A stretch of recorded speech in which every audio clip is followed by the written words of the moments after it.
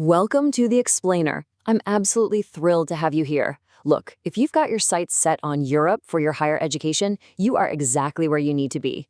Today, this explainer is going to serve as your ultimate comprehensive roadmap to conquering the Dutch education system for the 2026 intake.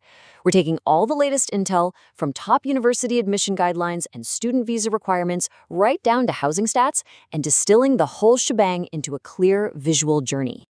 Okay, let's dive into this. Here's our agenda for today's journey. First, the Dutch educational philosophy. Second, admission and exams. Third, navigating grades and the BSA.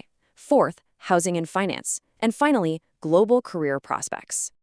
All right, starting with Section 1, the Dutch educational philosophy. Let's look at this whole new way of learning. This perfectly illustrates the beautiful contrast at the heart of Dutch academia. I mean, take the stunning historic University of Groningen, founded all the way back in 1614. It looks incredibly traditional, right? Like something out of a movie. But the reality inside those walls? Entirely different. Dutch education is actually one of the most innovative systems in the world. It's heavily based on student-led learning, active problem solving, and really rigorous analytical debate. You aren't just sitting in some dusty lecture hall having information talked at you. No, you're expected to think independently and form your own opinions literally from day one. Now, as you start looking at schools, you'll immediately face a really crucial choice. The Netherlands divides its higher education into two main streams.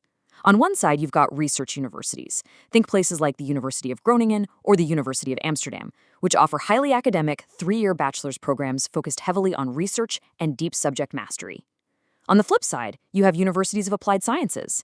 These are designed to be much more professionally oriented, basically perfectly tailored for students who want to jump directly into a practical career the second they graduate.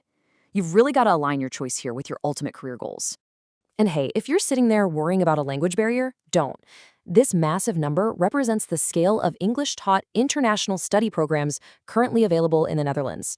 Over 2,100. Crazy, right? They were actually the first non-native English-speaking country in Europe to offer entirely English-taught programs. It just makes the academic landscape incredibly accessible for international students like us. Moving right along to Section 2, admission and exams. Time to figure out how to get past the gatekeepers. Now, what's really interesting here is how we can demystify the GMAT requirements for business schools.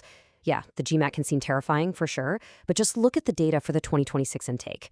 Top-tier schools like the University of Amsterdam or Erasmus University Rotterdam, they're asking for scores around the 535 to 565 mark on the Focus edition, or 600 plus on the old edition. See? They aren't obsessed with crazy high perfection. They just want to make sure you have the analytical and logical thinking capability to handle advanced coursework without burning out. And a pro tip straight from the official exam guides, do not multitask your studying. Dedicate your time to your weakest section first, whether that's quant or verbal, to bring your score up efficiently. But wait, what if you just don't want to take the GMAT?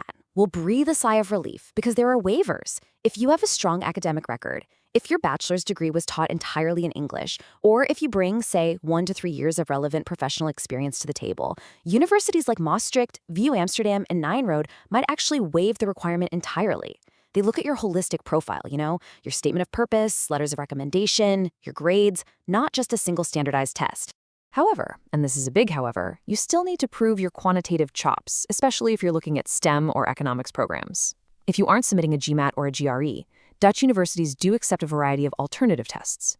You could submit an SAT math score of at least 600 or take specific regional tests like the CCVX, Boswell Beta, or the OMPT. And keep in mind, programs are highly specific. For instance, chemistry or computing science might require the OMPT-D variant. So absolutely always double-check the exact math prerequisite for your chosen degree. All right, on to Section 3, navigating grades and the BSA. Time for the academic reality check.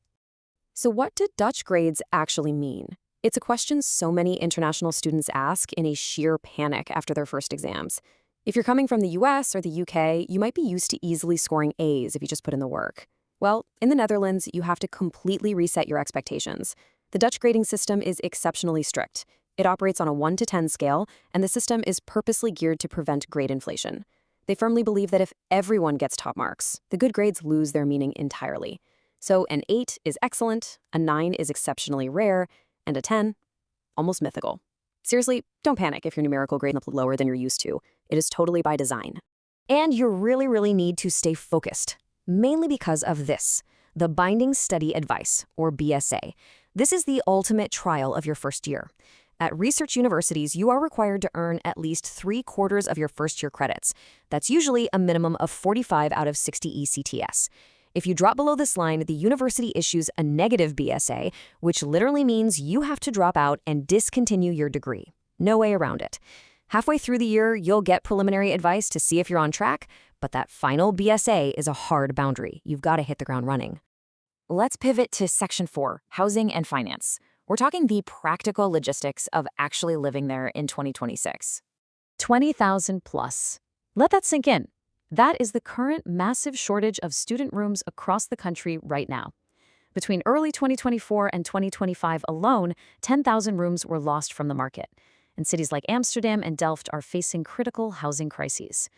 This is a severe reality check, folks. Because of the shortage, you need a highly realistic cost of living budget. For 2026, subsidized student housing providers like SSH and DUWO will range between 350 to 950 euros. Meanwhile, the private market can easily climb up to 1,200 euros a month. Listen, the absolute most important strategy you can take away from this explainer today is this. Start your housing search the exact second you receive your university acceptance. Do not, I repeat, do not wait until summer. But hey, it's not all tough news financially. There are vital safety nets available. If you meet the criteria, and especially if you're an international student who also works a part-time job. Oh, and keep in mind, non-EU students will need a part-time work permit for up to 16 hours a week.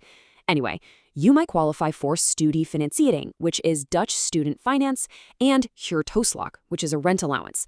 These programs can significantly offset those high living costs, so it is absolutely worth researching your eligibility with organizations that help international students. And here is a massive financial win that connects right back to our earlier section on exams. Remember when I said you didn't necessarily need a perfect GMAT? Well, that's true for basic admission, but if you do manage to hit a 650 or higher, it pays off directly in cash.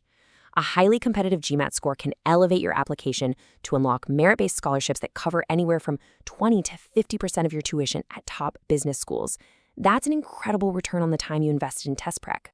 Okay, finally, Section 5, Global Career Prospects. The ultimate reward at the end of the journey. Dutch universities don't just hand you a diploma and wave goodbye. Institutions like the University of Groningen provide incredibly robust campus placement and career services. We're talking one-on-one sessions with professional careers advisors, drop-in CV checks, and highly tailored skills development workshops. They actively help you develop strategies to conquer an increasingly challenging global jobs market long before you actually graduate. So the crucial point is this. A degree from the Netherlands is essentially a global passport. Just look at the caliber of these employers actively hiring Dutch graduates. You've got international heavyweights like the United Nations, alongside massive Dutch-founded multinationals like Philips, Shell, and Heineken. Whether you're aiming for finance at ABN AMRO, consulting at Deloitte, or data science, which, by the way, is highly in demand right now, the reputation of a Dutch degree absolutely opens doors. Plus, as an international graduate, you can apply for the Orientation Year Visa, giving you a full year to secure a job in this high-paying market. Ultimately, when you study here, you are launching your career from a deeply international, hyper-connected hub. The Netherlands consistently ranks first globally for its English language proficiency among non-native speakers, and their economy is the 17th largest in the world. You're immersing yourself in a liberal, open-minded culture that values direct communication and innovative thinking. And let me tell you, those are exactly the traits that modern employers desperately need. So, you've seen the rigor of the BSA, the realities of the housing market, and the massive rewards of the career prospects and scholarships waiting for you. With world-class academics and over 2,100 English programs on offer, the path is crystal clear. The only thing left to ask is, are you ready to conquer the challenges and claim your spot in the Netherlands for 2026? Thanks for learning with me today on The Explainer.